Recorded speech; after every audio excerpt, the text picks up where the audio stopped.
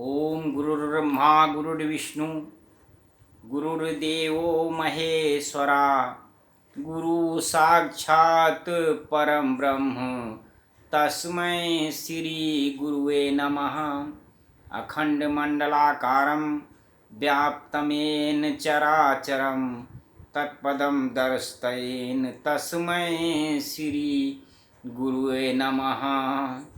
जो सुमिरत सिद्ध होई गणनायक करिबर बदन कर्मनुग्रह सोई बुद्धिरास शुभ गुण सदन।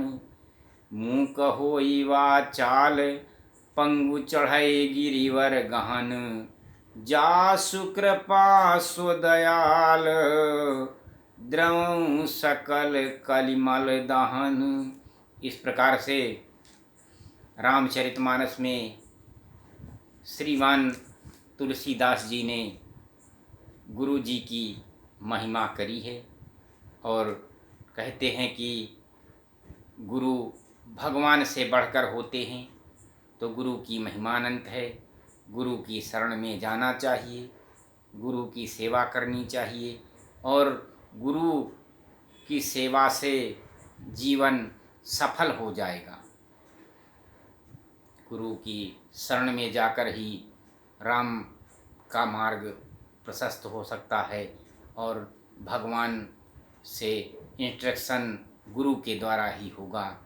आदरणीय भक्तों, गुरु में मन लगाएं और गुरु आपको भगवान के शरण में लगा देगा। भगवान के शरण में लगने से जीवन आपका सार्थक हो जाएगा। यह मानव जीवन बहुत पुण्यों के बाद मिला है। तो बड़े भाग्य मानुष तन पावा सुर दुर्लभ मुनि ग्रंथन गावा। साधक धान मोक्ष कर द्वारा पाई न जेहि परलोक समारा। ये बहुत मनुष्य जीवन बड़े जो है त्याग तपस्या के बाद आपको मिला है। तो इस जीवन को व्यर्थ न गंवाएं, बल्कि त्याग और तपस्या करके इस जीवन को सार्थक बनाएं। और यह जीवन मोक्ष का द्वार है और यदि इस जीवन के रहते आप समय से तप कर लेते हैं तो आपको मोक्ष प्राप्त हो जाएगा। और मोक्ष के बाद जीव ब्रह्म में विलीन हो जाता है, भगवान की शरण में चला जाता है। उनका ये जो ईश्वर अंश जीव अविनाशी है, तो वो जो अविनाशी है उसी में जो है ये जीव जो है विनाशकारी है, पर उसका अंश जो ईश्वर का अंश है, जो सभी में विद्यमान है, सभी जीवों में विद्यमान है, वो जा कर के ईश्वर को उनके जो है ईश्वर में लिप्त हो जाएगा। और आपको फिर ब्रह्म में आप जब समाहित हो जाएंगे तो आपको 84 लाख योनियों में भ्रमण नहीं करना पड़ेगा।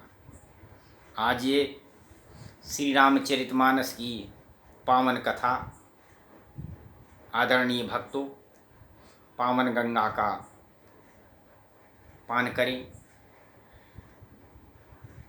तो हे इतिहास पुनीत यति उमहि कही ब्रस केतु भरद्वाज सुनया पर पुनि राम जन्म कर हेतु।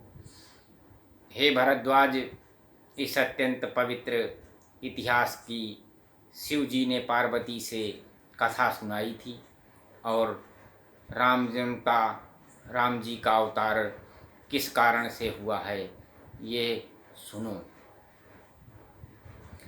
सुनि मुनि कथा पुनीत पुरानी जो गिरजा प्रति शंभु बखानी।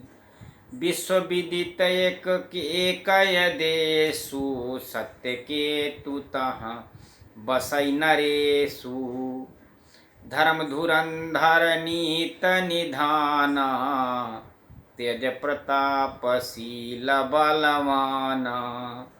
तही के भय जुगल सुत बीरा, सब गुण धाम महारन धीरा। हे मुनीश्वर, आप सुनिए, यह पवित्र और प्राचीन कथा जो शिव जी ने पार्वती से कही थी। संसार में प्रसिद्ध है, एक कैकेय देश है, वहाँ सत्यकेत नाम का एक राजा राज्य करता था, जो कि धर्म की धुरी था और सभी को वो धारण करने वाला था। नीतियों का खान और तेजस्वी था, प्रतापी, सुशील और बलवान था। उसके 2 पुत्र हुए जो गुणों के भंडार और रणभूमि में निपुण थे। राजधनी जो जेठ सुत आही, नाम प्रताप भानु असताही। अपर सुत नयरी मर्दन नामा, भुज बल अतुल अचल संग्रामा। तो जो है राज्य का उत्तराधिकारी बड़ा लड़का था, जिसका नाम भानु प्रताप था, और दूसरे पुत्र का नाम अरिमर्दन था, जिसकी भुजाओं में अपार बल था और जो युद्ध में पर्वत के समान अटल खड़ा रहता था। भाई भाई में बड़ा मेल और सब प्रकार के दोषों और क्षणों से रहित सच्ची प्रीति थी।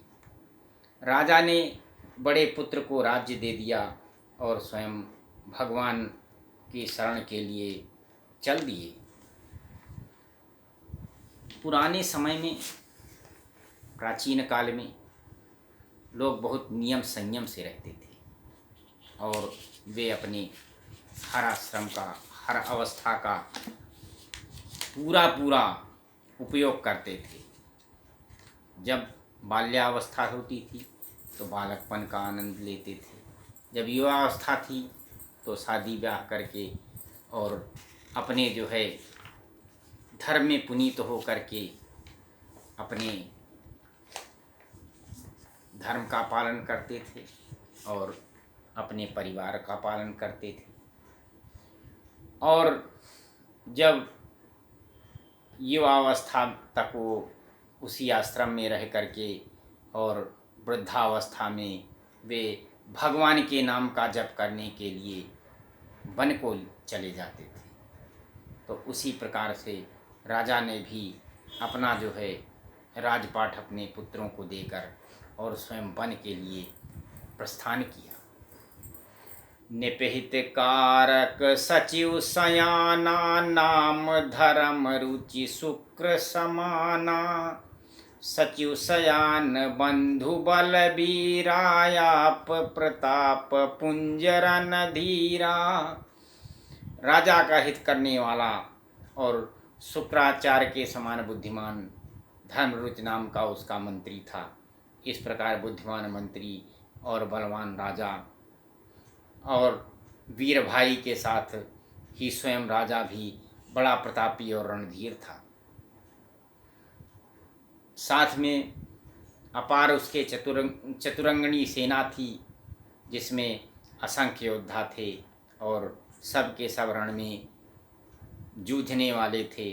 और अपनी सेना को देखकर राजा बहुत प्रसन्न हुआ और घमासान नगाड़े बजाते हुए बजने लगे और विजय हेतु कटिकई बनाई, सुदिन साधनप चलऊ बजाई। जहाँ तहाँ परी अनेक लड़ाई, जीते सकल भूप बरियाई। चारों ओर दिग्विजय करने की इच्छा से राजा शुभ मुहूर्त साधकर और डंका बजाकर वहाँ से चल दिया। और रास्तों में बहुत सारे राजा मिले और उनको सबको जीत कर वो राजाओं को बलपूर्वक अपने बस में कर लिया। सकल दीप भुज बल बस कीने, लय लय दंड छाणी नृपदीने। सकल वनि मंडलत ही काला, एक प्रताप भानु महिपाला। अपनी भुजाओं के बल से उसने सातों दीपों को बस में कर लिया और राजाओं को दंड देकर बंदी बनाकर उन्हें छोड़ दिया। संपूर्ण पृथ्वी मंडल पर उसका भान प्रताप का एकमात्र अधिकार हो गया और वो सारे भूमंडल का राजा हो गया। सुबस विश्व कर बाहुबल, निजपुर कीन प्रवेश। अर्थ धर्म कामादि सुख, सेवय समय नरेश। संसार में अपनी भुजाओं के बल से सबको बस में करके राजा ने अपने नगर में प्रवेश किया। राजा अर्थ और धर्म और काम आदि के सुखों का समय अनुसार सेवन करता था। इस प्रकार से राजा भानु प्रताप का राज्य शुरू हुआ। और ये मैं आपको भगवान की कथा, भगवान के अवतार की कथा ही उसी से संबंधित विषय पर चल रहा हूँ। और भगवान की कथा, उनके अवतार की कथा परम प्रसन्नता को देने वाली होती है। तो आप लोग भगवान के जप के साथ भगवान की कथा का श्रवण करें, उसका पूरा लाभ लें।